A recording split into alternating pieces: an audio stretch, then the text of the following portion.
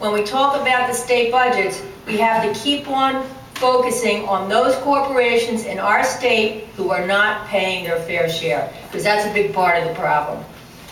And this is working. In Oregon, a state worker local just like you that's a member of SEIU launched the Better Way campaign. They proposed $1 billion in savings without cutting jobs or essential state services.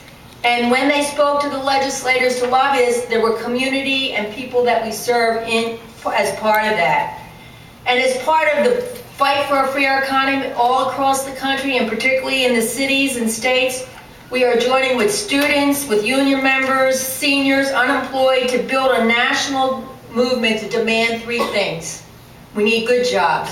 We need good jobs in this country. That's what America is all about. We need everybody to pay their fair share, because we are. And we need no more cuts, because can we afford to lose any more jobs in New Hampshire? I don't think so. So remember, Diana, and I was really impressed with how well you did on that pop quiz. I mean, you were like you really knew those answers.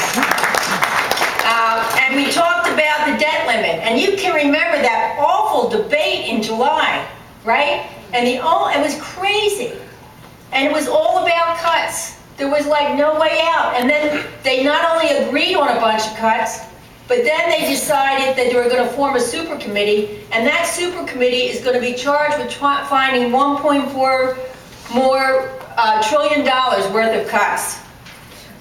But we did something, and this is why what the union does, what you do, matters so much. In August, we went into town halls all across the country. We joined with MoveOn.org and community allies, and we changed the debate.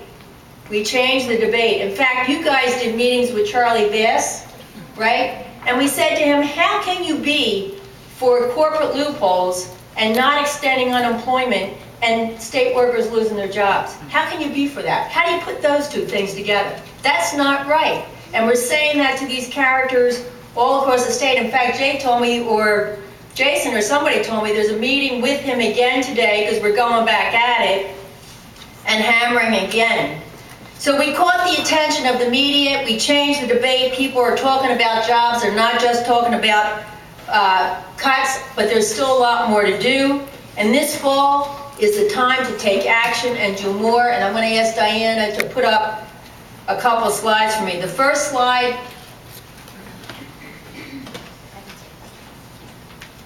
and can we make that bigger? I don't know if we can. I don't know if you can see it, but here's the deal on the slide. Oh yeah, great. So what you see, debt limit 1, phase 1, we lost 1.8 million in jobs, right? This super committee is now going to be looking at how to get $1.4 trillion worth of cuts. And you know where those cuts are going to come from? Unless we change the debate, it's going to be Social Security, it's going to be Medicare, it's going to be discretionary funding. Discretionary funding is us. That's our money that comes to the states for the work that our members do for the services to our communities. We cannot let that happen. It'll be millions more of jobs. We got to be in the streets talking about jobs. And the great thing about you, the other thing that I was really impressed with, you got the thing on the debt limit. That this was not the first time we had a problem, and this was not the worst problem. That we did have a way of solving the problem when we had it after World War II, right? Do you remember how we solved the problem? We put people to work. We put people to work. And we used public dollars to put people to work. And we created all kinds of jobs, and it turned the economy around. And that's what we need to do now. The next slide. So that's what's at stake. If they go again, we'll keep on losing more and more jobs. We have to change the debate. So we have a whole fall calendar, and we're in the middle of it, that's tied to the work of the super committee and the timeline of when they're doing things. So right now is the meetings that we're doing with congressional representatives, particularly the bad ones who've been focusing and supporting these cuts and refusing to pass a jobs bill. Can you imagine not passing a jobs bill in this country right now? How bad does it have to get, right?